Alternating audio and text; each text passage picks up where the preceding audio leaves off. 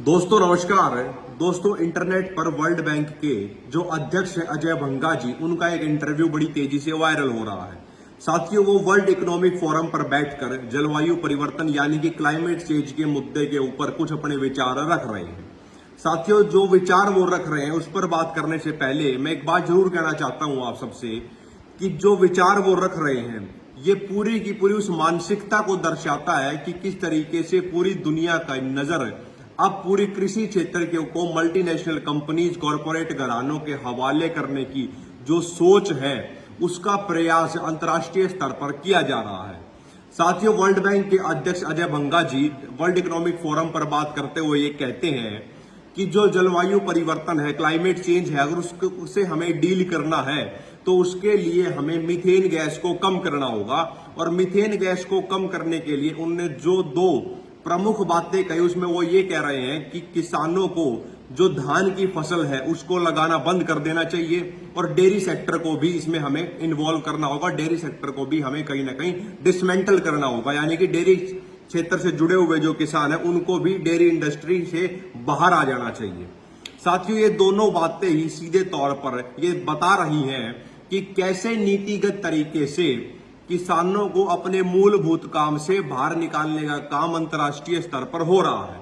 साथियों, methane gas को वो ये कहते हैं कि कार्बन डाइऑक्साइड से भी 80 गुना ज्यादा डेंजरस मीथेन गैस है, और जिसको लेकर वो ब्लेम करते हैं कि मीथेन गैस को में जो सबसे ज्यादा रोल प्ले कर रही हैं वो जो हम धान बो रहे हैं वो कर रही हैं और डेयरी फार्मिंग कर रही है, यानी कि डेयरी एनिमल हस्बेंड्री जो है वो भी इससे जुड़ी हुई है।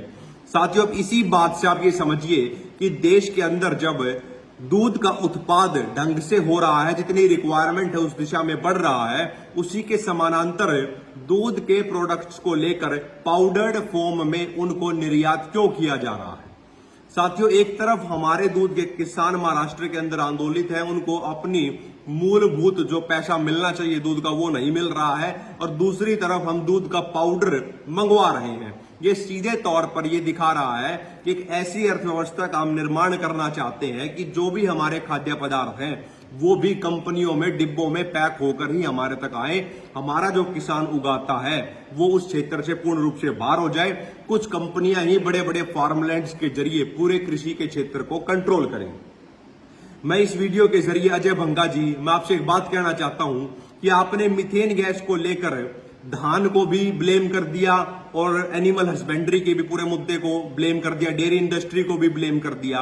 कि क्या आप में इतने बड़े पद पर आप बैठे हैं, क्या आप में ये ताकत है कि आप जो कंपनियां ग्राउंड वाटर को खराब कर रही हैं, जिसके कारण हजारों लोगों को हिंदुस्तान के अंदर कैंसर जैसी समस्याएं हो रही है, क्या उस पॉल्यूशन के ऊपर आप बोल सकते हैं? लगातार यूरोपियन यूनियन के अंदर भी ऐसी क्लाइमेट चेंज की नीतियों को लाया गया जो सीधे तौर पर किसानों के विरोध में थी, और यही परिणाम था कि 2 महीने पहले से 3 महीने पहले तक यूरोप के अंदर, यूरोपियन यूनियन में जो 27 देश है उसमें से 15 देश सड़कों पे आंदोलित थे।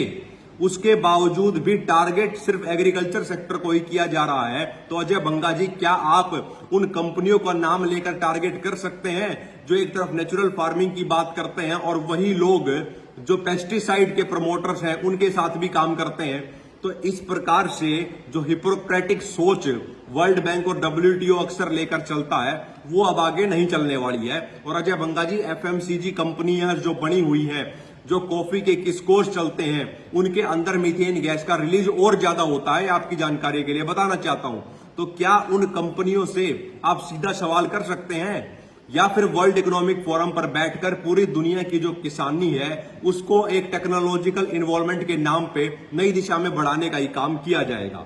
साथियों, मैं आप सबसे भी अनुरोध करना चाहता हूं कि एग्रीकल्चर को लेकर जितनी भी चीजें हो रही हैं इनकी डायनामिक्स राष्ट्रीय नहीं है, अंतर्राष्ट्रीय तरीके से कॉरपोरेट के हवाले एग्रीकल्चर को करने का एक षड्यंत्र रचा जा रहा है। साथियों, आप सबने मुझे सुना, उसके लिए बहुत बहुत धन्यवाद। जय हिंद।